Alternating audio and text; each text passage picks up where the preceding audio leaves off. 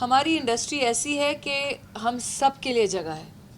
कोई ऐसा नहीं है जिसे शायद अगर जिसने अपना मुकाम या नाम बनाया हो या मेहनत की हो या टैलेंट, कभी ना कभी तो आपका टाइम आएगा ही। तो ऐसी कोई बात नहीं है कि हम न किसी का काम छीन रहे हैं और न कोई हमसे काम छीन रहा है। Like I said, talent is always here to stay and fresh and new talent is always welcome. जहाँ तक कोशिश करती हूँ कि मैं हर एक जो भी शो या फिल्म करूँ वो मैं कभी अपना कैरेक्टर रिपीट नहीं करती हूँ। आई ट्राई एंड डू के हर एक अलग ही अंदाज में एक अलग ही तरीके का किरदार हो, तो मुझे भी मज़ा आता है करने में, मुझे एक चुनौती सी लगती है एंड आई होप ऑडियंस को भी मज़ा आए। आजकल एक्चुअली पैन OTT प्लेटफॉर्म्स पे हो रहे हैं और हमारी फिल्मों पे भी एक इक्वल अपॉर्चुनिटी काइंड ऑफ एक दिख रहा है, रेन जो चल रहा है इस समय। So I think it is a great change for basic awareness also in our society to bring about that change. तो कहीं ना कहीं ये इन्फ्यूज़ करता है ऑडियंसेस के माइंड्स को भी and it's kind of working and I think ये एक बहुत ही अच्छा साइन है कि a platform encourages mostly women led shows and अगर आप देखें तो it is something that is being accepted very well. So एक acceptance जो है वो भी बहुत ज़रूरी है, क्योंकि आप जो है आप you can keep making content, लेकिन अगर ऑडियंस नहीं एक्सेप्ट करे तो वो कंटेंट नहीं चलेगा।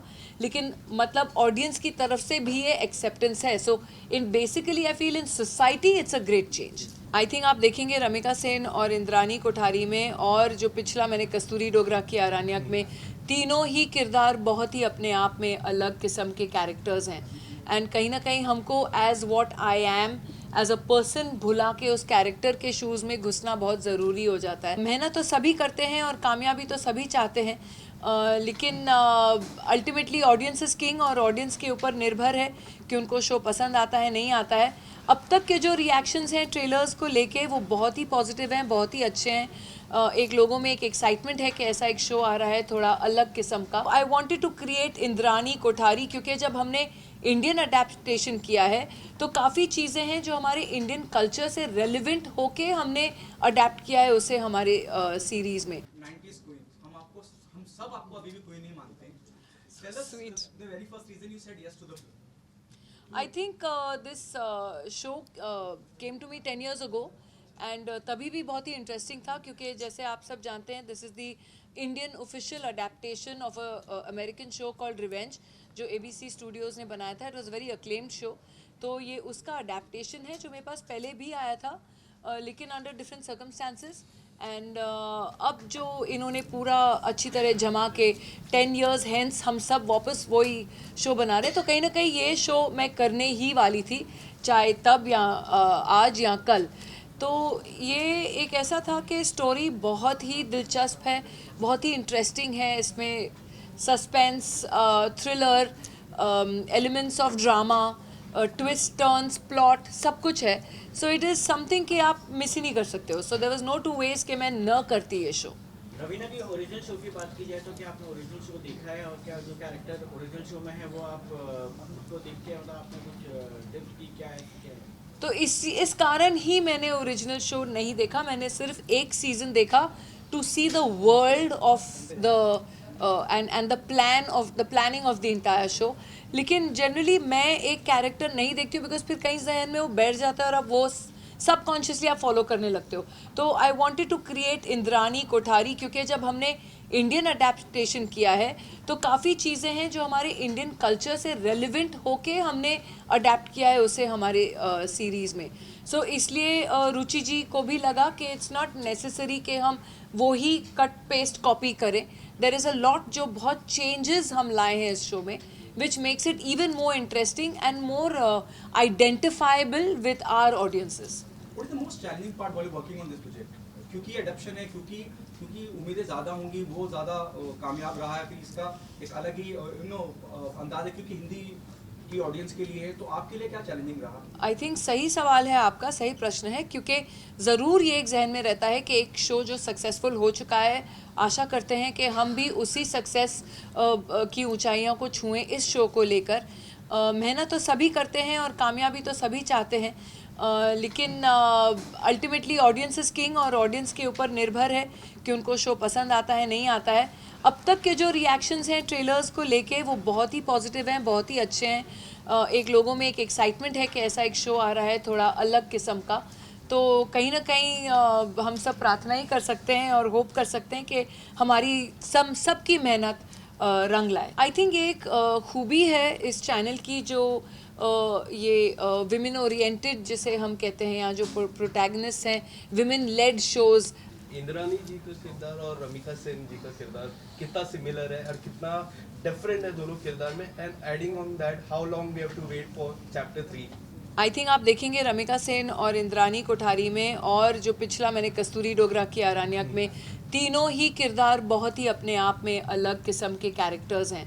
एंड कहीं ना कहीं हमको as what I am as a person भुला के उस कैरेक्टर के शूज़ में घुसना बहुत ज़रूरी हो जाता है। एंड वो ही कोशिश करते हैं, चाहे मैं हूँ, चाहे वरुण हो या नम्रता हो, सब एक्टर्स यही कोशिश करते हैं। कोशिश जारी है, बाकी लोगों को पसंद आए तो बहुत ही अच्छा होगा। नम्रता, आपसे पूछना चाहूँगा कैसा एक्सपीरियंस रहा इतनी दिग्गज कलाकार के साथ काम करने के लिए? वरुण, आपसे भी जानना चाहूँगा क्या सीखने को मिला? आई थिंक ये सीखने को मिला कि हार्ड वर्क हमेशा कंटिन्यू रखना पड़ता है। वो जो हंगर होता है एक आर्टिस्ट में, वो हमेशा कंटिन्यू रखना पड़ता है, चाहे आपने कितने भी अवार्ड जीते हो। रिगार्डलेस आपको सेट पे आना है, उतनी ही मेहनत करनी है, उतना ही प्रेप करना है। And I think Raveena ma'am से मैंने यही चीज़ सीखी है। नहीं बिल्कुल, आई थिंक सेम मेरे लिए भी इतना प्रोफेशनलिज्म, डिसिप्लिन, हंगर अभी भी इनमें देखना बहुत ही इंस्पायरिंग था मेरे लिए, क्योंकि that's what I aspire to be. और आई होप कि इनकी जो कला है, टैलेंट है, I have imbibed a little bit. बहुत ही एनरिचिंग एक्सपीरियंस रहा मेरे लिए।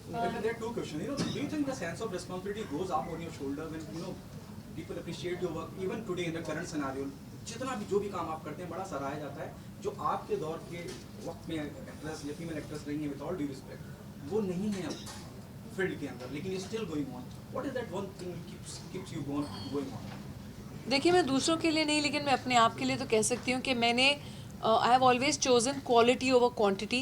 एंड कहीं ना कहीं आई थिंक अगर आप टैलेंटेड हो, हार्ड वर्किंग हो एंड सिंसियर और एक ऑनेस्टी हो अपने काम के साथ, तो आपसे कोई आपका काम नहीं छीन के लेके जा सकता है। तो maybe the choice of roles, and I have been lucky also. थोड़ा बहुत लक की भी बहुत ज़रूरत होती है, क्योंकि बहुत बार होता है हम बहुत मेहनत करते हैं और कभी कभी कुछ चीज़ नहीं चलती है, तो ऐसे एक ठेस सी पहुंच जाती है दिल में।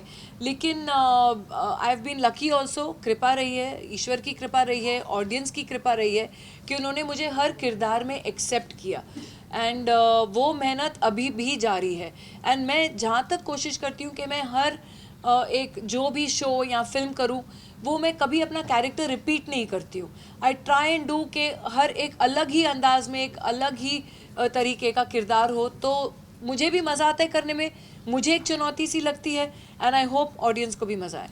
रवीना जी, 90s की बात की जाए तो 90s की जो एक्ट्रेस थी, हमने देखा कि 2023 में जो है काफ़ी सारे एक्टर्स एक्ट्रेसेस जो है काफ़ी अच्छा काम किए हैं।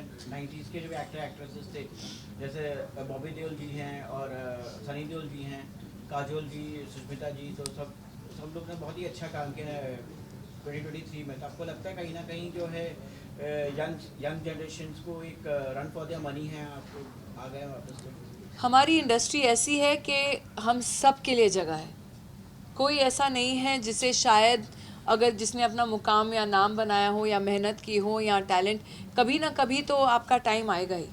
तो ऐसी कोई बात नहीं है कि हम न किसी का काम छीन रहे हैं और न कोई हमसे काम छीन रहा है। Like I said, talent is always here to stay, and fresh and new talent is always welcome. And what was your first day shooting with her? Planning जितनी भी की थी मैंने, 7 दिन की प्लानिंग की थी, वो सब वैसे डब्बे में चली गई, क्योंकि इनको देख के you feel larger than life. When she enters a room, वो एक एनर्जी लेके आती है। And but again she made everything so comfortable कि हमको कभी घबराहट हुई नहीं सेट पे। तो बहुत ईजी टू वर्क था। After I met her, obviously before मैं काफ़ी डरा हुआ था कि पता नहीं मैं कैसे बात कर पाऊँगा, मैं अपना रोल सही से निभा पाऊँगा नहीं निभा पाऊँगा। But she made things so easy कि मेरे लिए ये शो करना आसान हो गया। नहीं, मैं बहुत शाय थी पहली मुलाकात में, लेकिन हम पहले लुक टेस्ट में मिले थे और फिर बहुत सारी रीडिंग्स की थी, तो जो भी नर्वसनेस थी वो उसमें ही यूज़ अप हो गई। और फिर जब हम सेट पे थे, एंड बाय दैट टाइम हमारी बहुत सारे रीडिंग्स हुए थे, तो we got to know each other, और वो इतनी वार्म है, इतनी प्रोफेशनल है, she is there to play her character, and वो इंश्योर करती है कि सब उनके आसपास हैप्पी और सिक्योर फील कर रहे हैं, तो it was just a lot of fun. Amrita ji, पहली आपकी सीरीज है और रवीना जी के साथ है, और उस पर ऊपर से सुनने पे सुहागा ये है कि नेगेटिव रोल आप प्ले कर रही हैं, तो कितना ज़्यादा प्रिपरेशन की थी आपने उसके लिए, और क्या मतलब कि ये इंटेंट था आपका कि मतलब कि आपको नेगेटिव रोल ही प्ले करना है क्या? नेगेटिव है कि नहीं आप शो देखने के Exactly. बाद डिसाइड कर लीजिए, वो हम रिवील नहीं कर सकते, लेकिन बहुत ही प्रेपरेशन रहा, बहुत ही वर्कशॉप्स, इमोशनल प्रेपरेशन था, और जब आप शो देखेंगे आपको पता चलेगा कि कर्मा क्या करने आई है, तो नेगेटिव या पॉजिटिव आप डिसाइड कर लेंगे। आप लोग सब डिसाइड करेंगे। 26 जनवरी को याद रखिए हमारा शो कर्मा कॉलिंग आ रहा है, प्लीज़ आप लोग भी देखिए, और अगली बार मिलेंगे तो आप लोगों का भी फीडबैक बहुत ज़रूरी है, ठीक है? Please enjoy. Thank you ji, 26 thank you, Thank you so thank you much. All of you, thank you.